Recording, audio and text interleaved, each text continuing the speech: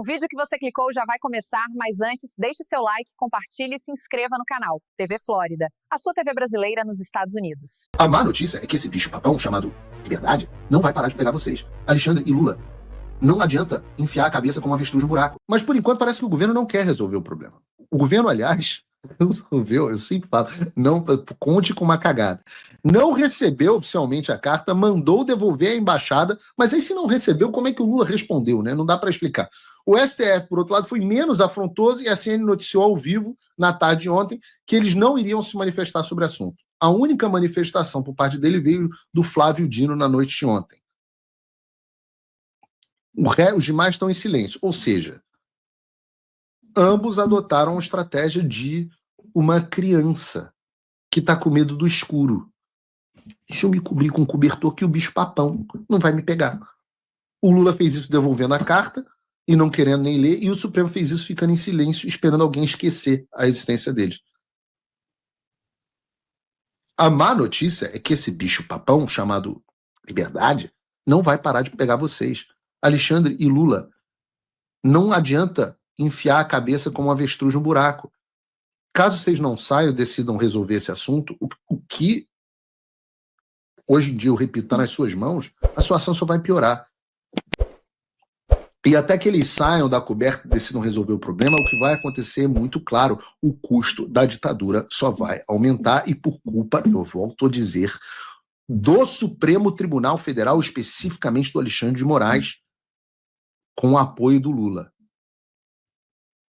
O custo é o custo Alexandre, é o custo Moraes. Ele é o foco, não é o Lula. Volto a dizer.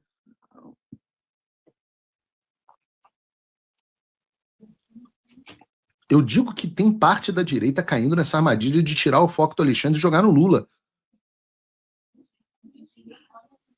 Eu digo isso porque ontem o governo do Brasil tentou emplacar a narrativa de que o Brasil estaria sendo prejudicado por causa do Bolsonaro e não por causa do Lula. Ou do Alexandre do Lula, perdão. Então nós tivemos algumas respostas até boas, talvez bem intencionadas de vários políticos importantes de direita, mas precisam alinhar mais o discurso. O foco é o Alexandre. Vejam, por exemplo, o governador do estado mais rico do Brasil, Tarcísio. Tarcísio, parabéns, Tarcísio. Nunca, se critiquei, não lembro. Que disse o governador Tarcísio: Lula colocou sua ideologia acima da economia e esse é o resultado.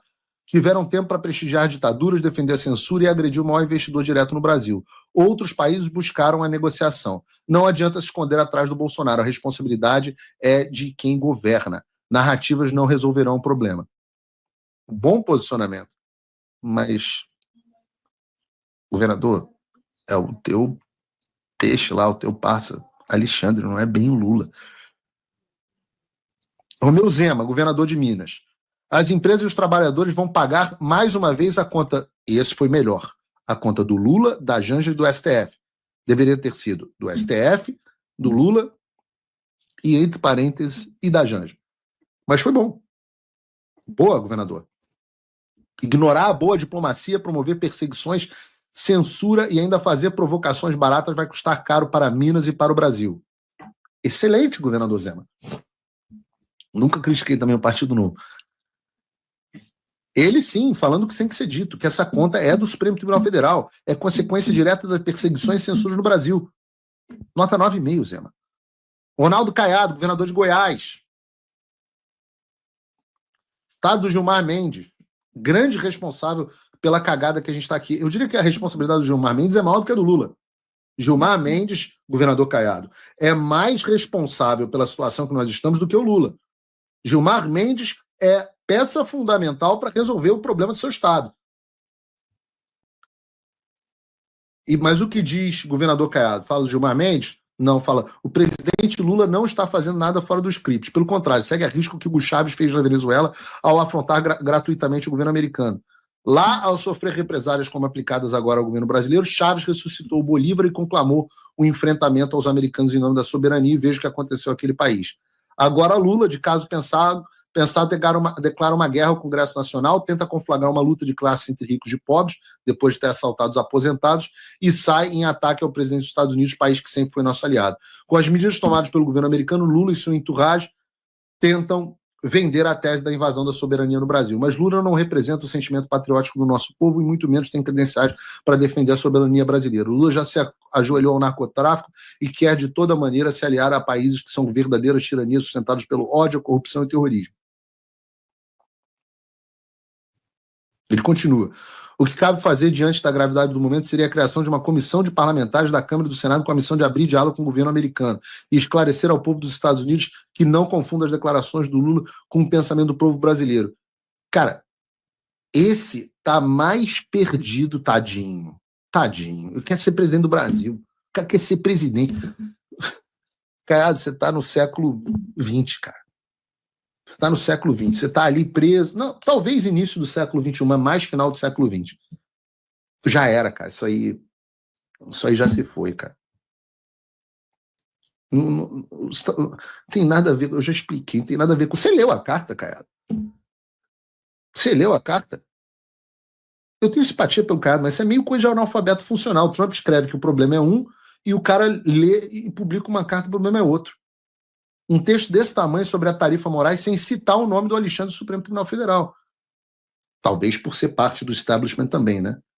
O foco do Caiado é o Lula por uma razão simples. Ele quer ferrar o Lula para tentar se eleger presidente de 2026, mas não quer se indispor com o Supremo Tribunal Federal, de quem ele é um grande aliado. Então, ainda que a narrativa tenha sido ganha, no sentido de não atribuir a tarifa Moraes ao Bolsonaro, ela também não pode se deslocar de maneira a se atribuir ao Lula.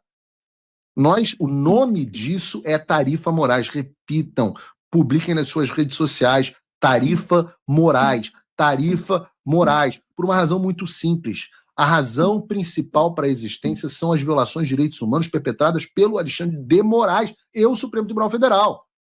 Esse é o foco, inclusive para o Trump. Se você chegou até aqui, é um bom sinal. Para assistir os vídeos completos, acesse nosso site ou baixe nosso aplicativo totalmente grátis.